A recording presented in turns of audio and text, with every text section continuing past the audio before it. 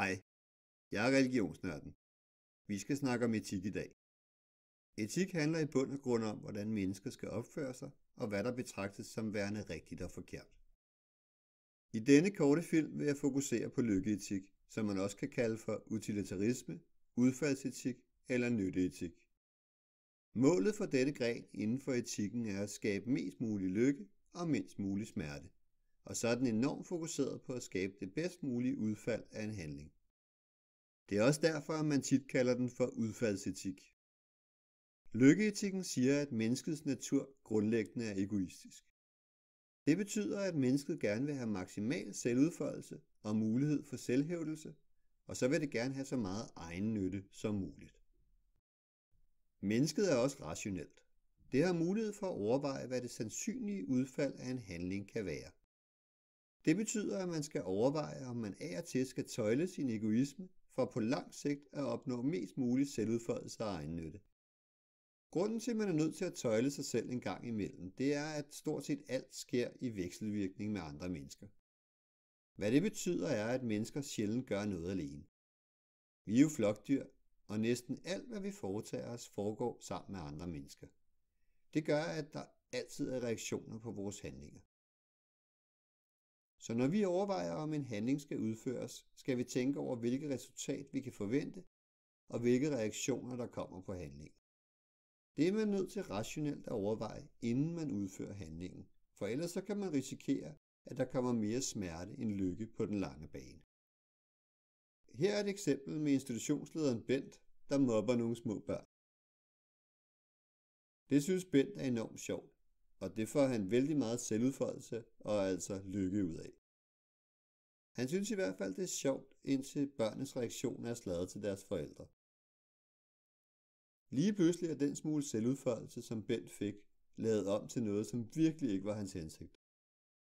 Så på lang sigt har Bent altså fået mere smerte ud af det, end han har fået lykke. Bent bliver faktisk degraderet og går ned i løn. Heldigvis har Bent adgang til 2 principper for lykkeetikken, som han kan bruge til at træffe rationelle valg, og på den måde styre sin biologiske egoisme, og på lang bane få mest mulig selvudfoldelse og egen nytte. Det ene princip hedder gensidighedsprincippet, og det andet hedder retskaffenhedsprincippet. Lad os starte med at kigge på gensidighedsprincippet. Princippet siger, at man skal gøre mod andre, som man ønsker, at de i en tilsvarende situation skal gøre mod en selv. Det vil sige, at hvis man gør noget ubehageligt mod andre, så skal man også være klar på, at de gør noget ubehageligt mod en. Og det er jo de færreste, der har lyst til det. Det andet princip, retskaffenhedsprincippet, tager udgangspunkt i, at alle mennesker har styrker og svagheder. Det betyder, at man skal være hensynsfuld, tolerant og retfærdig i sin omgang med andre mennesker. Og hvis man ikke er det, skal man lade være med at udføre en handling. Grunden til, at man skal overholde det princip, er igen egoistisk. For man vil jo også gerne have, at andre anerkender ens egne styrker og svagheder. Så inden Bent begyndte at mobbe de små børn, så skulle han rationelt have overvejet forskellige ting. På den ene side synes han, at det var super sjovt at mobbe Bo og Therese, og altså få mest mulig selvudfoldelse nu og her. Spørgsmålet er så bare, om han gerne selv ville mobbes, og om han synes, det var retfærdigt at mobbe små børn, som egentlig ikke havde gjort noget som helst. Synes han selv, at det var tolerant og hensynsfuldt? Og anerkendte han børnenes svagheder med ufrivillig vandladning? Og sidst men ikke mindst skulle han have overvejet, hvad det mulige udfald af hans mobbeaktion ville blive. Lad os lige opsummere Bents historie.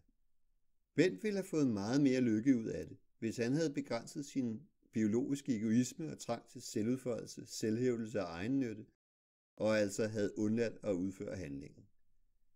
Grunden til det er, at han på lang sigt så ikke var blevet degraderet og ikke var gået ned i løn. Og så havde han haft mulighed for at gøre de ting, som han synes giver rigtig meget selvudfoldelse. Nu håber jeg, at Bent har lært lektien. Og jeg håber, at du også har lært noget om lykkeetikkens tanker og begreber. I næste film skal vi kigge på en af lykkeetikkens fædre, nærmere bestemt Jeremy Bentham, som udarbejdede en meget konkret metode til rationelt at beslutte, om man skal udføre en handling eller ej.